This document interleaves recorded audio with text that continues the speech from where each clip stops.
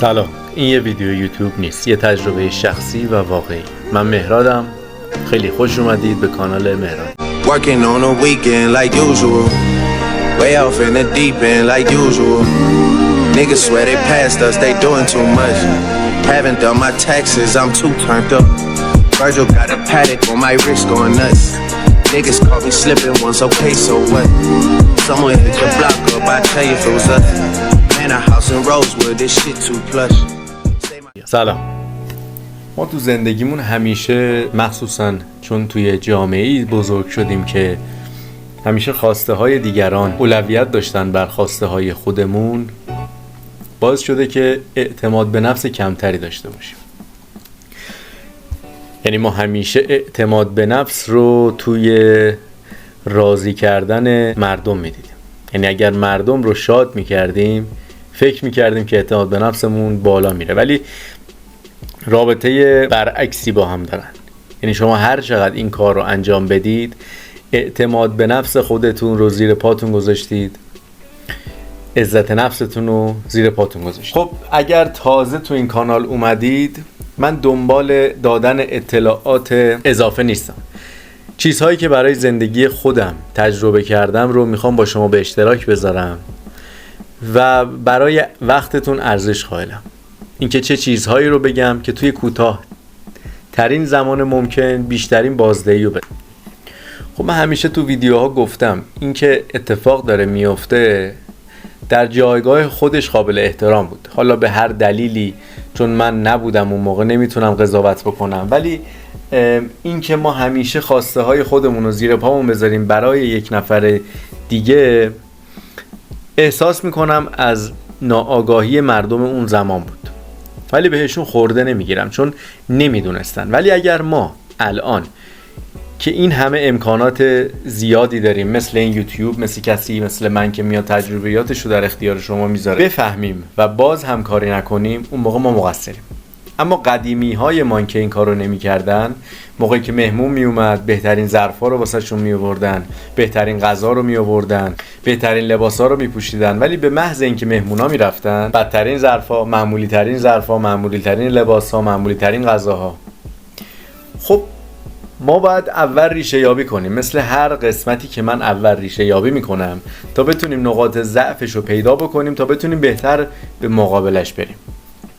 مثل 90% گذشت به زمانی که من میزنم برای پیدا کردن مسائل، به دوران کودکی ما باز میگرده. چرا؟ بیایید بررسی کنیم.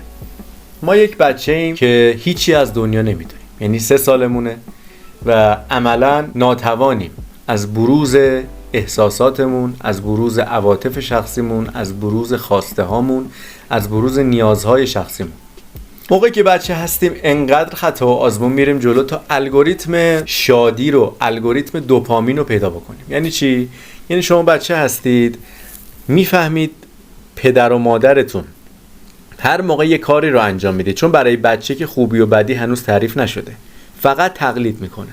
دقت کنید به این بحث، خیلی مهمه. 5 دقیقه گوشتون رو بدید، خیلی مهمه، بعدش سبکتر میشه. بس واسه یه بچه نمیدونه این چیه، ولی موقعی که پاداش دریافت میکنه، پاداش مثل لبخند پدر و مادر، مثل یک غذای خوب، مثل یک تشویقی خوب، مثل این چیزایی که دوپامین بدن رو زیاد میکنه و مغز ناخودآگاه میفهمه اگر این یک سری از کارها رو انجام بدم، به یک چیزی خواهم رسید که این به نفع خودم. خب پدر مادرهای ما حالا از روی ناآگاهی انقدر خودخواسته بودن که این معامله‌ای که با ما میکردن و برای خودشون استفاده میکردن.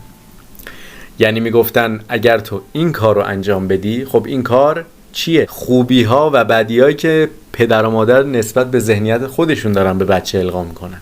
میگن اگه تو این کار رو که از نظر من خوبه رو انجام بدی، من عالیم، من خوبم، به تو شادی میبخشم، تردت نمی کنم، انتقادت نمی کنم، و بچه اینو انجام میده. موقعی که شما میرید مدرسه درس میخونید، هر موقع درساتون نمراتش بالاست، پدر مادر خوشحال میشن و شما میفهمید اگر من بخوام این توجه رو، این دوپامین و این طرد نشدن رو، خب برای اون بچه طرد نشدن خیلی مهمتر از دوپامینه. هنوز مستقل نشده که بتونه کاری انجام بده که بگی آقا اوکی طردم کنید کردید. نمیتونه این کارو بکنه. پس مجبوره مثل یک اسیر کارهایی رو انجام بده که پدر مادر میگن. پس میفهمه اگر درس من بخونم پدر و مادرم خوشحال میشن. پدر و مادرم یک آدم ساکتی هن. از سر و صدا خوششون نمیاد. من فهمیدم توی بچگی هر موقع ساکت تر باشم پدر و مادرم خوشحال ترن. یعنی هر موقع موزیکی زیاد میکنم، میخوام یه احساسم رو بروز بدم، میخوام بریزم خودم رو بیرون، میخوام جوونی بکنم، میخوام شادی بکنم که به نفع اونام هست، ولی به خاطر دیتاهای غلط اونا این دیتا تعریف نشده. حالا غلط هم نگیم، این دیتا تعریف نشده. آدمای ساکتی هستن. پس من تو بچگی میفهمم ساکت بودن مساوی با کار خوبه، عمل خوبه. ساکت بودن حالا یه مسئله شخصیه. ما الان میخوایم اون رضایت و خوشحال کردن مردم رو مورد بررسی قرار بدیم. موضوع اصلیمونه. پس من تا اینجای کار به خاطر پدر مادرم فهمیدم که شاد کردن دیگر رو مساوی با آرامش خودم، مساوی با امنیت خودم. من هنوز نمیام تو بخش جامعه، تو بخش بزرگسالی، به خاطر اینکه اون نیاز داره یه سری از مسائل رو من بگم. 3 مدل ما شخصیت میتونیم تقسیم بندی بکنیم برای این قضیه که پدر مادرمون چجوری خوشحال میشدن. ما یه پدر داریم، یه مادر داریم، همونجوری که مسلم واضح. مسلماً پدر یک سری عقاید و دیدگاه‌هایی داره و مادر یه سری عقاید و دیدگاه‌های دیگه که خیلی کم پیش بیاد اینا با هم خیلی بخوان اوکی باشه. پس ما شخصیت آفتاب پرست رو میگیریم. من اسمشو گذاشتم آفتاب پرست، به خاطر اینکه میدونم اگر مادر این سری معیارها رو براش به عنوان اولویت در نظر داره، من اون کارا رو میکنم. موقعی که مادر هست، موقعی که پدر هست یه جور دیگه رفتار میکنم. اگر رفتارهای اینا متفاوت باشه، که اینو توی جامعهمون خیلی دیدید. آفتاب پرست ما زیاد داریم. یه دوستی من داشتم که اصلا از سوشی بدش میومد، اصلا از غذاهای دریایی بدش میومد. توی جمعی بود یادمه اصلا بدش میاد، اصلا اون جمع اصلا تعجب کردم من موقعی که تو اون جمع بود. اونجا خب جمعی بودن که رفته بودن رستوران دریایی توی سعادت آباد. یهو دیدم این شخص عوض شد اصلا. یعنی یه جوری به چرچر میکرد، چه ماهیایی، چه غذاهای دریایی، چه هشبایی، چه اختاپوسی، چه ماهی مرکبی. حالا من داشت حالم به هم میخورد و از این که توانایی رو نداشتم یه چیز دیگه سفارش بدم، من یه برنج سفارش دادم. تازه برنجش هم بوی جلبک میداد. ولی از این تغییر رفتار دوستم متعجب شدم. خب اون موقع هم شروع نکرده بودم هنوز به خودسازی، به جمع‌آوری علم که بفهمم دلیل پشتشو. و الان بهش حق میدم. بیچاره خودش، هر کسی که یه کار اشتباهی میکنه من حقو به اون میدم. اصلا ناراحت نمیشم، چون میدونم تو این جنگی که با خودش داره خیلی باید خودش زحمت بکشه تا حالا من بیام چرا مثلا ناراحت شدم که این جواب سلام من نداد. چون میدونم این خودش خیلی درگیری‌ها داره که برای من اولویت داشته باشه که این بخواد حالا جواب سلام منو بده. شخصیت آفتاب پرست پس ما زیاد دیدیم تو جامعه. شخصیت بعدی شخصیت کمک کننده است. خب نیاز هر شخصیتی هم اشکال نداره اگر به وجود اومده. من گفتم ما نیاز به 100% مردم آگاه شدن نداریم، چون اگر 100% مردم آگاه، 10% مردم باید آگاه بشن، 20% مردم باید آگاه بشن، چون 80% باید کار بکنن برای این. و این داره میره به سمت جلو تا به توازن برسه، 50-50 بشه، که اونم میشه در آینده حالا نچندان نزدیک. شخصیت‌های کمک کننده چی هستن که من این موضوع رو مطرح کردم، این مقدمه رو گفتم؟ مثل شخصیت‌های مثل پرستار، مثل دکتر، مثل شخصیت‌هایی که توی کارهای داوطلبانه شرکت میکنن. اینا چجوری بزرگ شدن؟ موقعی که توی خونه، موقعی که بچه بودن، ما همیشه فلکشبک میزنیم ببین تمام مسائل توی کودکی ما خودمون هیچ اشکالی نداریم. یعنی اگر شما که دارید الان این ویدیو رو میبینید، من بهتون قول میدم که شما هیچ ایرادی ندارید، ایرادی که نشه حلش کرد ندارید. ولی چون خیلیا بر نمیگردن به عقب، خیلی اصلا عقب رو نگاه نمیکنن، فقط صورت طرف روی ما آینده است، ما فقط آینده رو میبینیم، فکر میکنیم راه حل ما توی آینده است. ولی ما تو گذشته یه سری از حفره ها رو جا گذاشتیم که باید برگردیم و پرش کنیم. اون توربینایی که گفتم باید خاموش بکنیم تو این رودخونه تا بتونیم با آرامش تو این رودخونه حرکت کنیم. یاد گرفته بچه که هر موقع کمکی میکنه مادر، پدر کلی بهش ابراز علاقه میکنه. مادر پدرای ما اگر، چون میگم خودخواه بودن، اگر مدلای دیگه این اتفاق نمیافتاد خب ابراز علاقه نمیکردن، یا حداقل خنثی بودن، نه که آدمای بدی باشن. هزار بار اینو گفتم، خودخواهی به معنای بد بودن نیست. اینجوری فهمیدن کار خوب اینه. کمک میکردن، مادر میگفت چه بچه‌ای دارم، چه فلانی، هزار تا کمک میکرد تا اون قطع میشد. این منبع شادی و انرژی و دوپامین هم قطع میشد. پس اینا میرن سمت کارهای داوطلبانه، سمت اینکه دوباره اون تعریف رو از غریبه بشنون. خب ما اگر بزرگ بشیم و دیگه خانواده‌ای در دسترس نباشه که این تعریف و تمجید رو از ما بکنه، نزدیکترین کس کیه؟ مردم. میریم سراغ مردم، میریم از مردم کمک میخوایم. میگیم آقا تو رو خدا من اینجوری بزرگ شدم، بذار کمکت بکنم. من یه ذره از این تو فکر خودمون میگیم ما، بذار من کمکت بکنم، یه ذره دوپامین بهم بده، یه ذره از من تعریف کن، چون من میترسم از انتقاد، میترسم از طرد شدن. منو تمجید کن که بفهمم یه کسی دور و برم هست، من طرد نشدم تو این دنیا. تنهایی و طرد شدن یکی از بزرگترین مشکلات بشریتی که هنوز هم حل نشد. ما تنهاییم خیلی از مواقع و باید خودمون رو بسازیم تا در مواقع تنهایی بتونیم از پس این زندگی بر بیایم. پس اینم شخصیت دوم. شخصیت سوم چیه؟ شخصیت سوم اسمی براش نذاشتم ولی بیشتر دیده میشد تا شنیده. یعنی پدر و مادر میگفتن این بچه رو من دارم. معمولا هم کسایی بودن، خودم هم میتونم یکیشون و خودم جزو یکیشون بودم، یعنی این که به شدت افراد نابغه‌ای هستند، متفکرن ولی تو خودشون فکر میکنن، آدمای گوشه نشینی هستند ولی ساکت از نظر بیرونی، ولی درون مغزشون رو که میبینی جنگ خوب، شادیه، پر از افکار نوعه، پر از ایده های نوعه، پر از خبرگیه. اما اینا به خاطر اینکه نمیخواستن انتقاد بشن خیلی از چیزها رو مطرح نمیکرد و به خاطر این مطرح نشدنشون، به خاطر ترس از انتقاد شدن، همیشه میرفتن سمت چیزای دیگه. میگفتن اصلا من اینو بگم که انتقاد میشم، بذار این دوپامین رو بخواد از رضایت مردم بگیر. همیشه مردم ارجحیت دارن به ما، متاسفانه. خب ما الان تو زمان حال هستیم، به بلوغ رسید، مقدمش رو فهمیدیم، بک‌گراندش رو فهمیدیم. الان میتونیم چی کار کنیم؟ الان نماینده پدر و مادرمون کیان؟ غیر از اینه که همسرمون هست، غیر از اینه که پارتنرمون هست، غیر از این که دوستانمون هستن، اونها یه جوری نماینده ما شدن.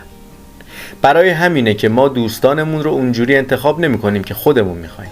اونجوری انتخاب میکنیم که کی میتونه بهمون نسبت به جوری که قبلا بودیم بتونه ما رو ساپورت کنه. راه حل چیه؟ راه حل، ساده ترین راه حل، این راه حل دومه که عکسشو گذاشتم براتون. راه حل اول که خیلی ساده است اما نیاز به تمرین داره و نیاز به خودسازی داره. الان نمیتونید فردا این کار رو انجام بدید، باید تمرینایی که توی ویدیوهای قبل بودم انجام بدید. تمرین نگفتنه. شما باید نبگید. اگر به مردم نبگید به خودتون بله گفتید و موقعی که به خودتون بله بگید چنان این مغزتون از شما تشکر میکنه و چنان قدرتی به این مغز میدید که باور کردنی نیست. یعنی میگه این دوباره یه کار جدید کرد، مثل اون کاری که گفتم رفته تو آب سرد. هر کار جدیدی که بکنید و پشتش قدرت شما، احترام شما، عزت نفس شما باشه، مسلماً اون ورش برایندش اعتماد به نفسیه که به شما میده. خب ما به برای این نگفتن رو چجوری باید بسازیم؟ این نگفتن همینجوری نیست که هر کسی گفت خوشمون نیامد بگیم نه. ما باید یه شخصیتی برای خودمون بسازیم که این شخصیت سازی توی ویدیو دیگه مفصل درباره‌اش صحبت میکنم. شخصیت سازی یعنی این که من یه کاراکتری داشته باشم که بدونم اول اخلاقیات خودم رو بشناسم. خب این اخلاقیات خودم رو شناختن نیاز داره که خودم رو خوب بشناسم. من 30 سال اینجوری بزرگ شدم که داشتم برای مردم زندگی میکردم. خب نمیدونم الان من چی دوست دارم.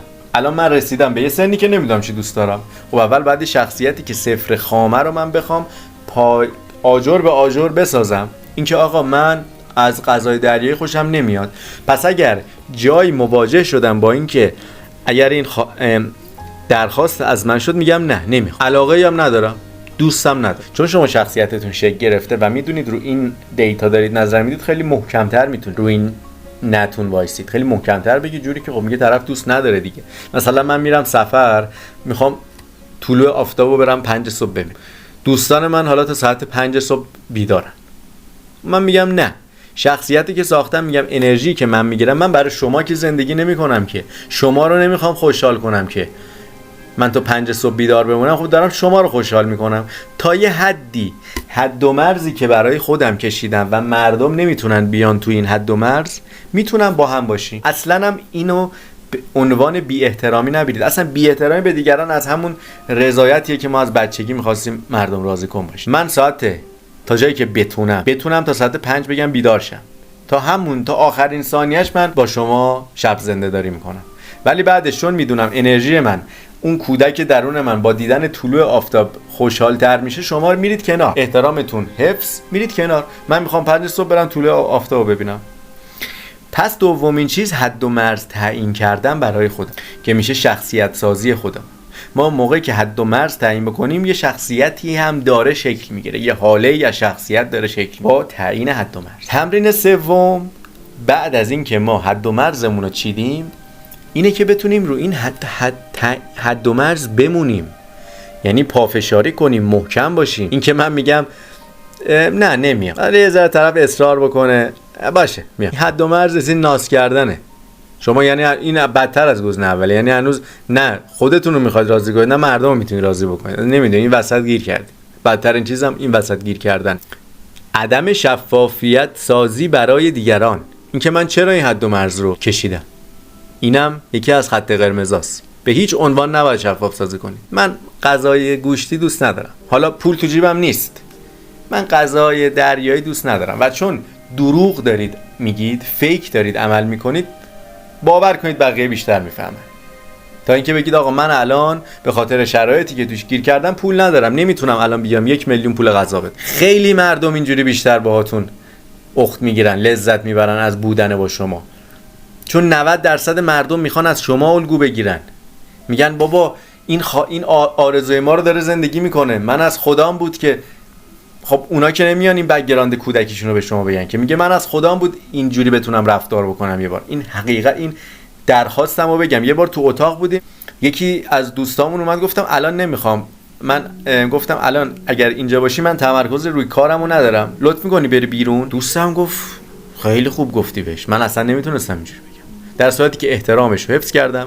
اون طرفم ناراحت نشد و بعدن گفت راست میگی، من بعد خودم اصلا بعد می‌پرسم، چون همه یه سرزنشی داریم که خودمون رو سرزنش میکنیم. اون طرفی که میاد من اینجوری جواب میدم بهش، نمیگه مهراد چه آدم بی‌ادبیه، میگه من چه کار بدی کردم که همینجوری یهو کلمو انداختم رفتم تو اتاق.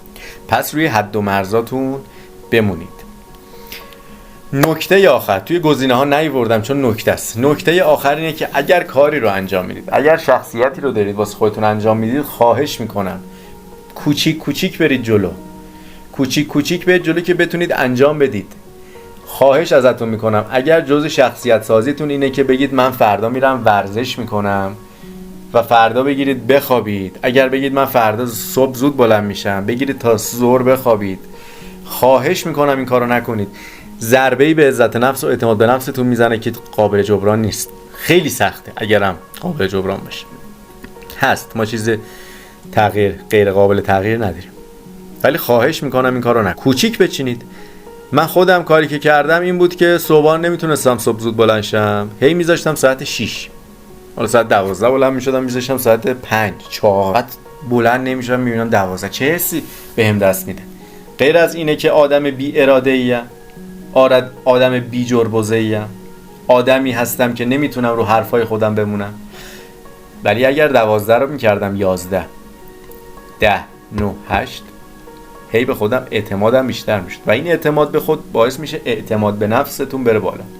اگر رئیستون اومد، اگر همسرتون اومد، اگر هر یک از این نماینده های پدر مادرتون اومدن فردا یه درخواستی ازتون داشتن، با کمال احترام و بررسی شرایطی که هست، خب شما به رئیستون نمیدید بگید من نمیخوام چون شخصیتم اینه، خب میگه بفرمایید بیرون.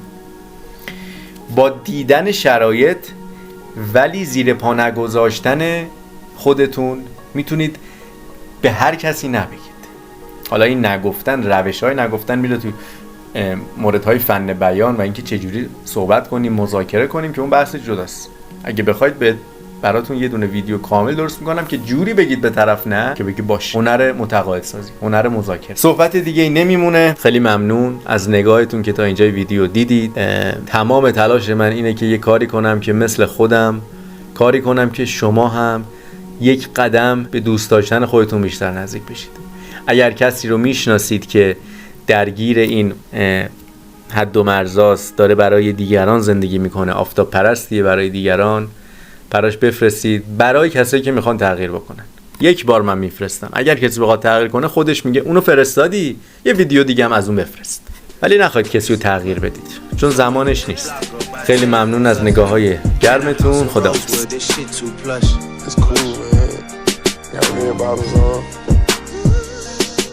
Life is good.